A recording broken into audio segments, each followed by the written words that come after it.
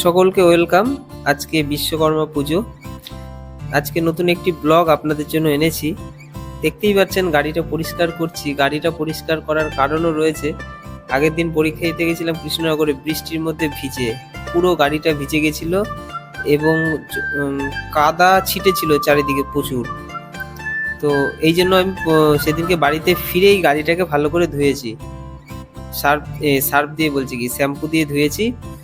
ধোয়ার পরে গাড়িটা সারা রাত রেখে দিয়েছি, দিয়ে আজকে সকালে নিয়ে এসে একটুখানি ওই পালিশ করলাম। পালিশ করার পর গাড়িটা একদম চকচক করছে, আপনারা দেখতেই পাচ্ছেন। গাড়িটা পরিষ্কার করার পর এবার আমরা যাব পোড়ামাতলায়। আজকে বিশেষ একটি দিন, বিশ্বকর্মা পুজো। তো পোড়ামাতলায় ঠাকুরকে পুজো দিয়ে ঠাকুরের চরণে ছোঁয়ানো ফুল নিয়ে আসবো, এসে গাড়িটাকে একটু পুজো দিতে হবে। তো সেই জন্য বেরিয়ে পড়লাম। পোড়ামাতলা এই জগন্নাথতলায় যেখানে আমি পড়াই, সেই জায়গা থেকে হাঁটা পথে 5 মিনিটও লাগে না। পোড়ামাতলায় এসেই আমরা প্রথমে চলে গেলাম ফুলের দোকানে। আমরা না গেলেও ওরা আমাদেরকে টেনেই নিয়ে আসে, কারণ ওরা এমন ভাবেই ওখান থেকে শুধু ডাকবে আসো আসো। ফুলের দোকানের ওখানেই জুতোটা খুললাম, মাথায় গঙ্গার জল ছিটিয়ে প্রবেশ করলাম মায়ের মন্দিরে। তো পুজো দেওয়ার অভিজ্ঞতা আমার ঠিক নেই, কিভাবে পুজো দিতে হয়, কি সিস্টেম আমি ঠিক বুঝি না। তো এই জন্য মৌমিতাই পুজো দেয়, আমি সাথে থাকি। পোড়ামাতলা মন্দিরের একটা আলাদাই ঐতিহ্য রয়েছে নবদ্বীপের বুকে। এটা একটা খুব মানুষের কাছে বিশ্বাসের একটা মন্দির। নবদ্বীপে যে বিখ্যাত রাস হয়, সেই রাসের সময় প্রত্যেকটা পুজো কমিটি এই পোড়ামাতলা মায়ের মন্দিরে এসে কিন্তু পুজো দেয়। নবদ্বীপের প্রাণকেন্দ্র এই পোড়ামা মন্দির নিয়ে আমি একটি ভিডিও বানাচ্ছি। সেই ভিডিওটা রেডি হয়ে গেলে আপলোড করব চ্যানেলে, আপনারা দেখবেন। ওখানে আমি এই মন্দিরের প্রাচীন ইতিহাস এবং অনেক কিছু এই নিয়ে আর কি স্টাডি করে আপনাদের সামনে উপস্থাপন করব, আপনারা সেটা দেখবেন। মায়ের মন্দিরে অনেকে যারা বাইক কেনে নতুন, তারা বাইক পুজো দিতে আসে। আমিও যখন বাইক কিনেছিলাম, বাইক কিনে ডাইরেক্ট শোরুম থেকে পোড়ামাতলাতেই এসেছিলাম, এখানে পুজো দিয়েছিলাম।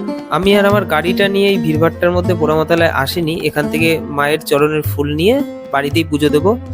আর মা ভবতারিণী এই মন্দিরের ঠিক ডান দিকেই রয়েছে, আর মন্দিরের ঠিক বাঁ দিকে রয়েছে একটা বড় শিবের বিগ্রহ। এখানে এই শিবটা অনেক ছোট ছিল, আমরা ছোটবেলায় দেখেছিলাম অনেক ছোট। এই শিবটা নাকি ধীরে ধীরে বড় হয় আর কি, এখন তো অনেক বড় দেখতে লাগে। এবং এই শিবের একটা প্রাচীন ঐতিহ্য রয়েছে, তো সেটাও আমি ওই ভিডিওটাতে কভার করব, আপনারা সেটা দেখবেন। মৌমিতা শিবের ভক্ত, আগেই বলেছি। তো এখানে শিবের কাছে আমরা পুজো দেওয়ার পর এবার চলে গেলাম কচিদার পরোটার দোকানে। নবদ্বীপের বিশ্ববিখ্যাত কচিদা পরোটা বিক্রি করে, খুব সুন্দর পরোটা তৈরি করে এবং অনেক সিস্টেম আছে এখানে, কারণ এই ডালটা শেষ হয়ে গেলে আবার আলুর দম কিনতে হয়। তো আমরা ডালটা যাতে শেষ না হয় তাই আমরা আগেই গেছি। খুব সুন্দর খেতে পরোটা, নবদ্বীপে কচিদার পরোটা সবাই চেনে, নাম আছে। আর একটি ডিমের পোচও নিয়ে নিলাম, 15 টাকা দাম নিল। ভাবছিলাম নেব না, তো যাই হোক খেয়ে নিলাম ডিমের পোচ। তারপর আবার বেরিয়ে পড়লাম, এবার চলে যাব পড়ার ঘরে। পড়ার ঘরে এসেই প্রথমে ধূপকাঠি ধরিয়ে আমার পরিষ্কার করা চকচকে নিউ ব্র্যান্ড কার, দেখেই মনে হচ্ছে কার নয়, সরি বাইক। তো তাকেই আর আগে ধূপকাঠি দেখালাম, কারণ এই আমাকে নবদ্বীপে বিভিন্ন জায়গায় ঘুরতে নিয়ে যায় এবং বিভিন্ন জায়গায় এর পিঠে চড়ে আর কি ঘুরি। তো আজকের দিনে তাকে একটুখানি পরিষ্কার পরিচ্ছন্ন করলাম স্নান টান করিয়ে। আর আমার প্রিন্টার মেশিন, যেখানে আমার প্রচুর কাজ হয়, সেখানেও আমি একটুখানি ধূপগুলো দেখালাম।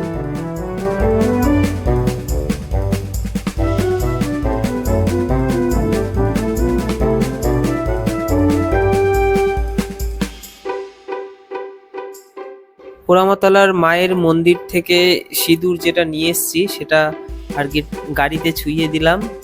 পুরোহিতরা যেটা পুজো করে, আমরা পুরোহিত লাগে না, আমরা নিজেরাই পুরোহিত। তো আমি নিজেই আর কি গাড়িটাকে পুজো করলাম, সাইকেলটাকেও পুজো করলাম, আমার প্রিন্টার মেশিনটাকেও পুজো করলাম।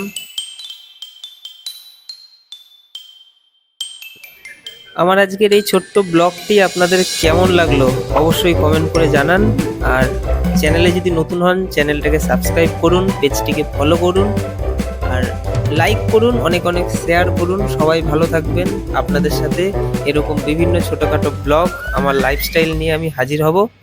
ঠিক আছে, সবাই ভালো থাকবেন। সবার সাথে দেখা হবে আবার নেক্সট ভিডিওতে।